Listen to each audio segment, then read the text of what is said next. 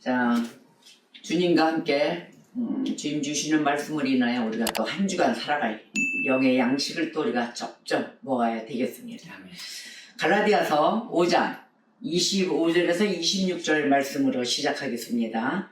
만일 우리가 성령으로 살면 또한 성령으로 행할지니 헛된 영광을 구하여 서로 노엽게 하거나 서로 투기하지 말지니라.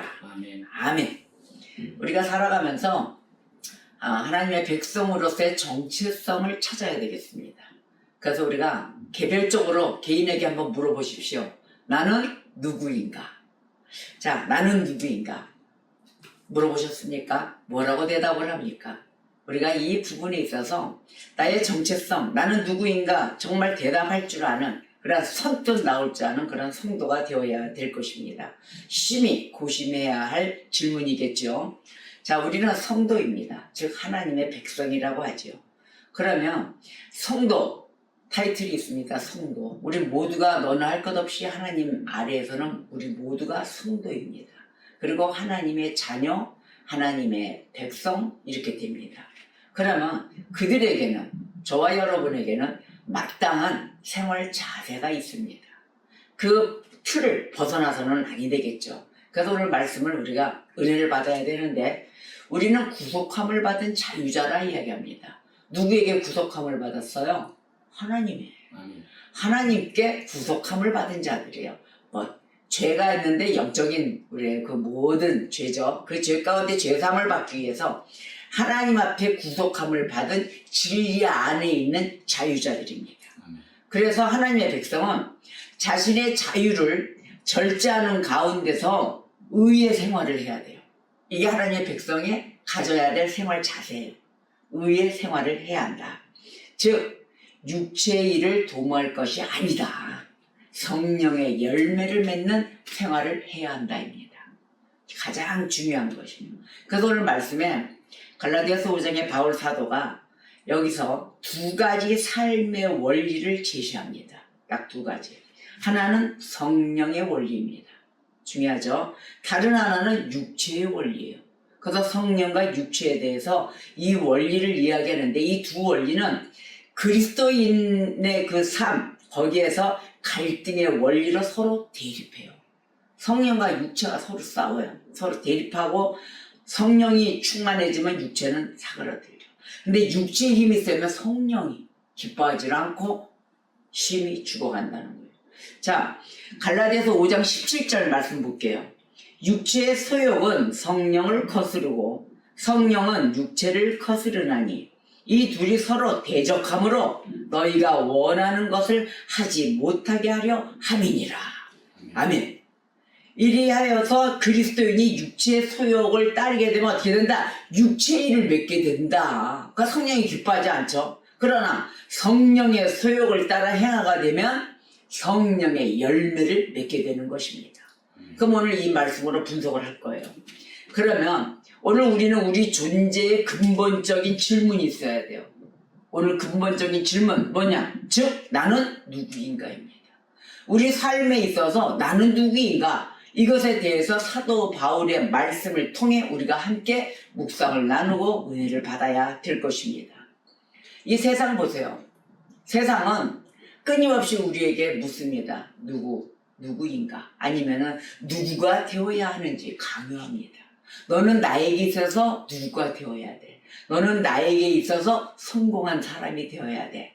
또는 나에게 있어서 부자가 돼야 돼. 너는 돈이 많아야 돼.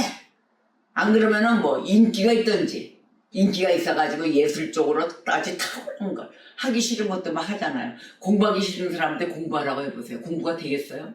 나는 가서 현장에 가서 일할 거면 그 달란트대로 사용을 해줘야 되는데, 항상 인간의 이 세상은 내가 원하는 대로 요구를 한다는 것입니다. 그래서 모든 것이 사람들이 바랄 때 약해 터졌는데도 강한 사람으로, 아톰으로 착각하고 바라보고 있는 거예요. 그런 사람을 막 찾아요. 그런데 성경에서는, 이 인간의 세상은 이렇지만 성경은 어떻습니까? 성경은 우리의 정체성을 세상적인 기준으로 안 봅니다. 즉 하나님과의 관계, 그걸 보고 하나님과의 관계 안에서 또 성령 안에서의 삶, 이거를 통해서 정의합니다. 이것이 확연하게 다르죠. 갈라디아서 5장 25절 26절 오늘 본문 말씀이잖아요. 오늘 본문 말씀 보세요. 만일 우리가 성령으로 살면, 그랬어요. 또한 성령으로 행할지니, 그리고 헛된 영광을 구하여 서로 노엽게 하거나 서로 투기하지 말라 이랬거든요. 그러면 오늘 본문에서 우리 그리스도인의 그 삶의 본질과 방향을 딱 두 문장으로 명쾌하게 제시했어요. 이 딱 두 줄이에요. 두 문장으로 딱 끝났어요. 그럼 25절, 만일 우리가 성령으로 살면 또한 성령으로 행할지니, 바로 이 말씀은 우리의 정체성을 이야기하며 행동의 원리를 제시하는 것입니다. 명확하게 이야기를 해주고 있습니다. 26절에는 헛된 영광을 구하여 서로 격동하고 서로 투기하지 말라 이랬단 말이에요. 이것은 무엇이냐? 우리가 버려야 할 옛사람의 모습인 거예요. 옛것을 잘라라, 버려라. 그러면 이 말씀 앞에서 이 딱 25절, 26절 말씀으로 우리는 어떻게 해야 돼요? 나는 누구인가 바라봐야 된다는 거예요. 나는 어떤 사람인가? 그렇다면 답을 찾을까요? 못 찾을까요? 답을 찾게 됩니다.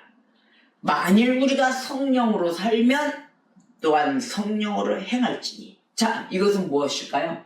성령으로 살고 성령으로 행하는 사람이에요. 바로 이것이에요. 그래서 나는 고백할 줄 알아야 돼요. 나는 성령으로 사는 사람입니다. 이 말씀대로 우리의 정체성을 묻는다면 대답이 나와야 돼요. 그래서 바울이 먼저 우리의 정체성을 선포한 것입니다. 만일 우리가 성령으로 살면 여러분은 무엇으로 살고 있습니까? 그래서 이 성령으로 산다면 이 뜻을 알아야 되는데, 이것은 우리가 거듭날 때 새로운 생명을 성령님께로부터 받았다는 사실이에요. 성령으로 살 수 있다는 거예요. 성령님한테 그냥 가득 기름 부음의 역사로 받아버린 거예요. 그래서 우리의 생명의 근원이 이제는 어디다? 육체가 아니라 성령께 있다. 그래서 성령님께 이끌림을 받아야 된다. 우리 예수 그리스도 아들 하나님이 예수님의 아버지께, 아버지 하나님께 결제를 올립니다. 하나님, 이거 결제해 주세요. 아버지, 결제해 주세요. 결제 딱 받으면 누가 움직인다? 성령이 움직인다. 바로 행동, 적용하고 행동하는 분, 성령님께 있다는 거예요. 우리의 모든 삶이. 자, 그러면 우리가 예수를 믿고 구원받는 것, 바로 이것도 성령님의 역사로 가능한 것입니다. 우리가 예수님의 이름으로 기도합니다 했을 때 예수님은 아버지, 나의 양자가 이렇게 나의 이름으로 기도했어요. 그러니 아버지는 이걸 좀 결제를 내주세요 하고 예수님이 딱 하늘의 보좌에서 올렸을 거 아닙니까? 그랬을 때 이 성령님의 역사, 일하시는 분은 성령님이라 성령님의 역사로 우리가 예수를 믿고 구원받는 것이 가능하다는 것입니다. 자, 그럼 우리가 단순히 이 땅에서 숨쉬고 먹고 배설하고 뭐 이렇게 사는 존재입니까? 이제는 아니죠. 그것을 넘었어요. 넘었기 때문에 우리는 하나님의 자녀, 하나님의 백성으로 거듭났기 때문에 우리의 몸은 뭐다? 성령의 집이다. 여기가 성령이 거하시는 집인 거예요. 자, 그러면 이렇게 새로 태어난 우리의 존재는 성령 안에 있는 존재입니다. 그래서 이것이 가장 확실하고 변하지 않는 정체성인 거예요. 무엇이다? 성령의 전이요 성령 안에 있는 존재이다. 바로 이것이 우리들의 정체성이에요. 나는 성령으로 행하는 사람입니다. 아멘. 그래서 우리의 정체성이 이렇게 확립되었어요. 그러셨습니까? 확립되었죠? 그랬다면 이제 우리의 삶의 방식이 뒤따라줘야 됩니다. 육의 행동을 해서는 안 돼요. 자, 성령으로 행할지니 이랬어요. 성령으로 행할지니. 바로 이거는 새 번역에서는 이렇게 해석이 나와요. 성령이 인도해 주심을 따라 살아갑시다 이 뜻이에요. 자, 그러면 행한다. 헬라어 간만에 한번 써볼게요. 행한다. 스토이케오. 바로 있는데 이 말은 줄을 따라 걷다 이 소리예요. 행한다는. 줄을 따라 걷다. 규칙을 지킨다. 바로 이 소리거든요. 그러면 이것이 비유를 하다 보면 군인이 대열을 맞춰서 서열하잖아요. 발을 다 맞추잖아요. 그렇게 걷듯이 우리는 성령님의 인도와 교육, 즉 성경 말씀 있잖아요. 그 말씀과 성령의 열매에 따라 우리의 일상을 살아내야 한다는 것입니다. 그래서 갈라디아서 5장의 성령의 열매 22절, 23절에 말씀을 주셨잖아요. 오직 성령의 열매는 사랑과 희락과 화평과 오래 참음과 자비와 양선과 충성과 온유와 절제니 이 같은 것은 금지할 법이 없느니라. 아멘. 자, 성령으로 사는 것이 이와 같은 열매를 맺어서 사는 것이 존재다 이렇게 얘기하면은 성령으로 행하는 것이 있어야 될 거 아닙니까? 그러면 성령으로 행하는 것은 이 존재에 따른 실천이에요.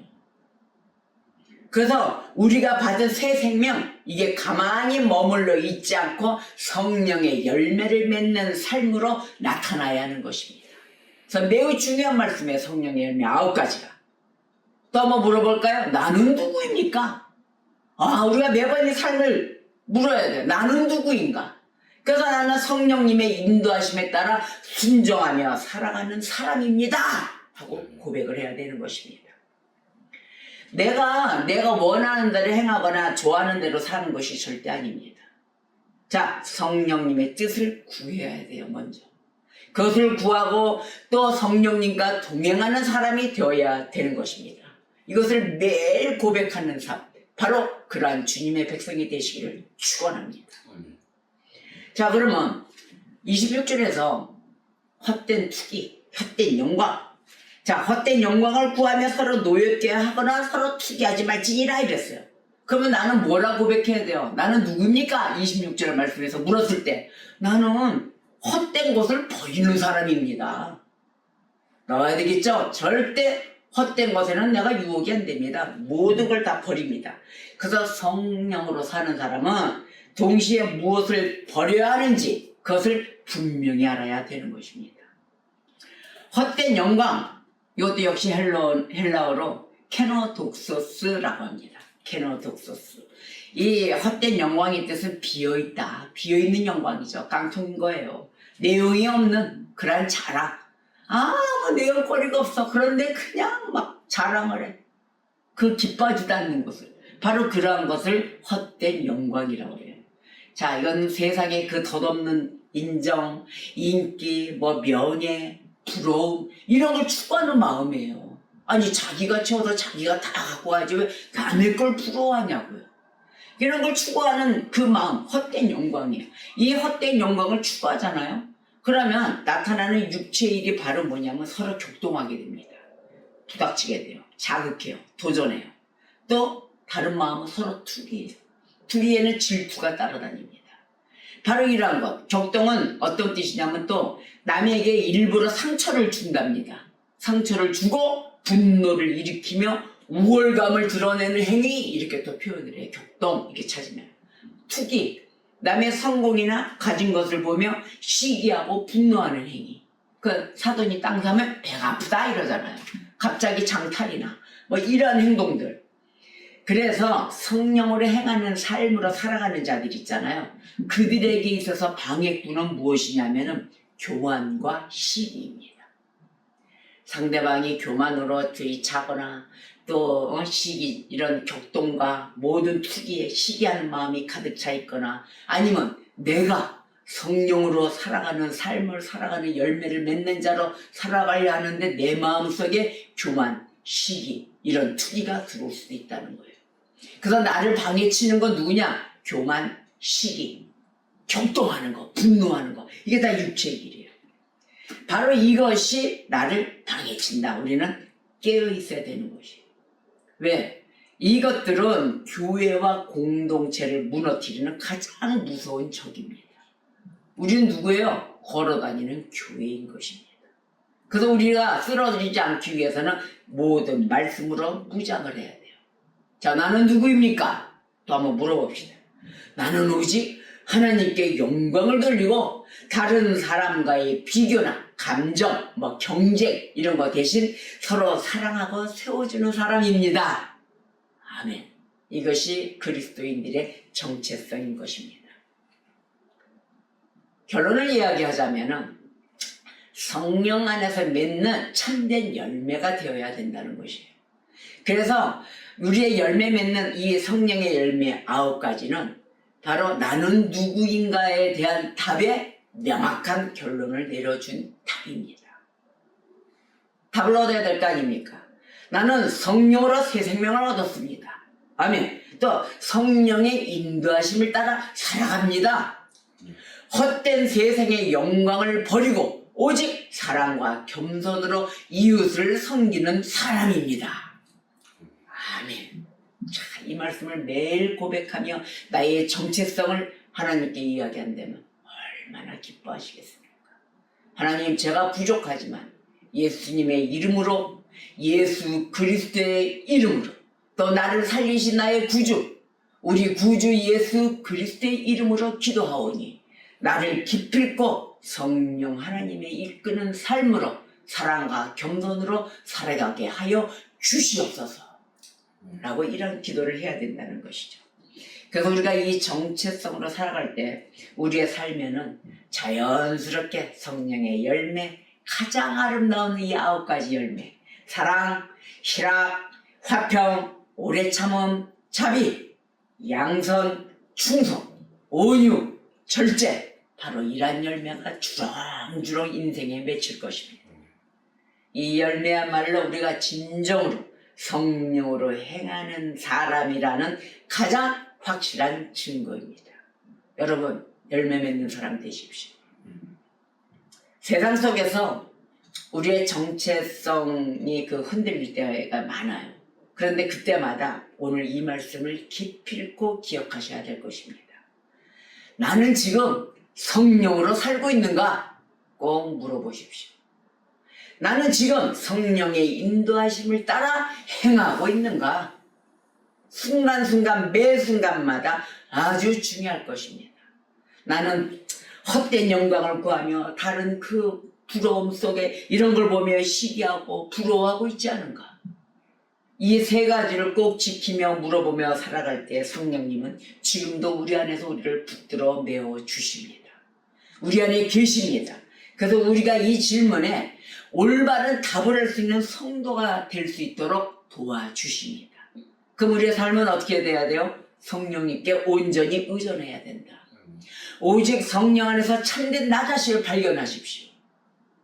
그분과 동행함으로 아름다운 열매를 풍성히 맺는 복된 한 주간이 되시기를 우리 주 예수 그리스도 이름으로 축원합니다.